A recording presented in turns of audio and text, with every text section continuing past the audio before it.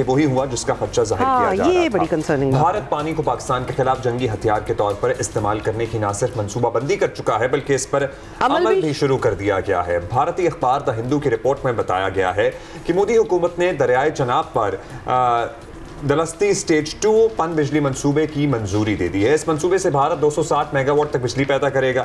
بھارتی وزیر اعظم نریندر مودی سنتاس معاہدے کی معطلی کا اعلان کر چکے ہیں، حالانکہ عالمی ضمانتوں کے تحت کوئی ملک بھی معاہدے کو یک طرفہ طور پر معطل نہیں کر سکتا۔ اور پاکستان نے اس وقت بھی بلکہ انفیکٹ واضح کر دیا تھا کہ پاکستان کا پانی بند کرنے کی کوئی حرکت اعلان جنگ تصور کی جائے گی۔ اور سی واٹس ہیپننگ۔ اچھا، حالیہ دنوں میں آپ کو یہ بھی بتا دیں کہ دریائے چناب میں پانی کے بہاؤ میں ریکارڈ کمی دیکھی گئی ہے، جو کہ بھارتی آبی جارحیت کا واضح ثبوت بھی ہے۔ پیپلز پارٹی کے نائب صدر شہری رحمان نے دریائے چناب پر ڈیم بنانے کے بھارتی منصوبے کو سندھ طاس معاہدے کی سنگین خلاف ورزی قرار دیا ہے، اور ان کا کہنا ہے کہ اس منصوبے سے پاکستان کی آبی، زرعی اور ماحولیاتی سلامتی کے لیے شدید خطرات پیدا ہوں گے اور دفاعی اعتبار سے بھی پاکستان کو نقصان پہنچ سکتا ہے۔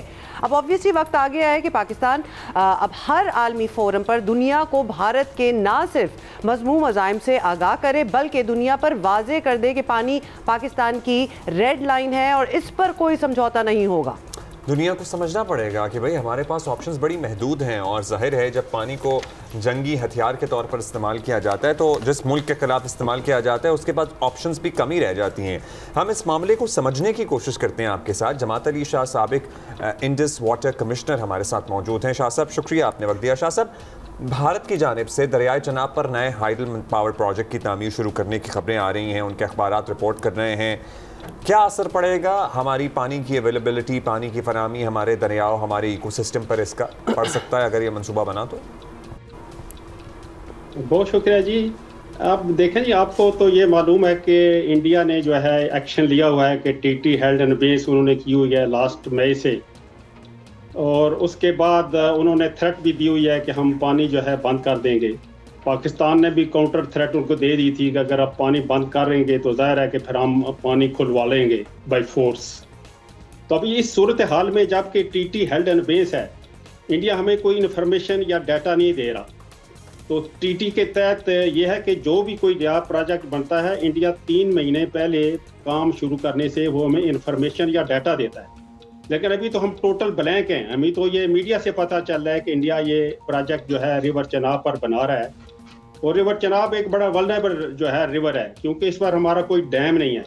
جیسے ہی اس میں پانی آتا ہے تو ظاہر ہے کہ وہ ہم استعمال کرتے ہیں، تو اگر اس طرح کا پروجیکٹ ہے جس میں کہ پانی میں رکاوٹ آئے گی تو ظاہر ہے وہ ہمارے لیے تشویش کا باعث ہے، اور اس کے لیے ہمیں تمام جو انڈیورز ہیں وہ ہمیں استعمال کرنے چاہیے ہیں، ڈپارٹمنٹل بھی، انٹرنیشنل بھی، اور اس کے ساتھ اس کی مینجمنٹ بھی ہمیں کرنی چاہیے کہ ہم اس کو میٹیگیٹ کس طرح کر سکتے ہیں اگر انڈیا کی طرف سے یہ تھریٹ جو ہے یہ بڑھتی ہے۔ جی، اور پاکستان نے اس پہ سخت رد عمل بھی دیا ہے، لیکن انڈیا ایسے ریاکشنز کو کبھی اہمیت کہاں دیتا ہے، یہ تو ہم ان دا پاس دیکھ چکے ہیں۔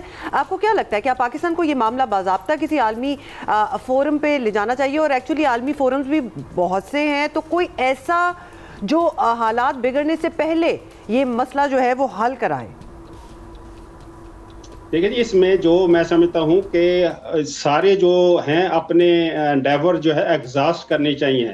فوری طور پر جو پاکستان کمشنر ہے اس کو جو ہے court of arbitration under the treaty اس کو یہ بھیجنا چاہیے لیٹر کہ یہ انڈیا یہ ایک پروجیکٹ بنا رہا ہے، ہمیں معلوم ہوا ہے اور وہ انفارمیشن ہمیں نہیں دے رہا، جس سے breach of the treaty. Number 1۔ دوسرا یہ ابھی دیکھیں کتنے ایونٹ ہو چکے ہیں، اب ہمارا یہ کیس بڑا سٹرانگ ہے۔ رپورٹرز نے بھی اپنی ایک رپورٹ دے دی کہ انڈیا ایڈامنٹ ہے کہ وہ ٹی ٹی ہیلڈ بیس ہے اور ہیلو حجت سے کام لے رہا ہے، پانی بند کرنا چاہتا ہے۔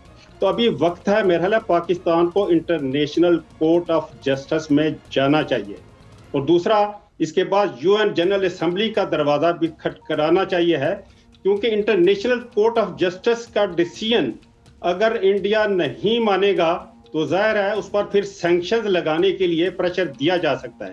لیکن اس کے ساتھ ساتھ میں سمجھتا ہوں کہ فار دا ٹائم بینگ ہمیں مینجمنٹ کی بھی ضرورت ہے کہ ہم کس طرح انڈیا کی طرف سے اگر کوئی پانی میں فلکچویشن ہوتی ہیں ان सर्दियों के मौसम में, तो हम उस को किस तरह इवन आउट कर सकते हैं।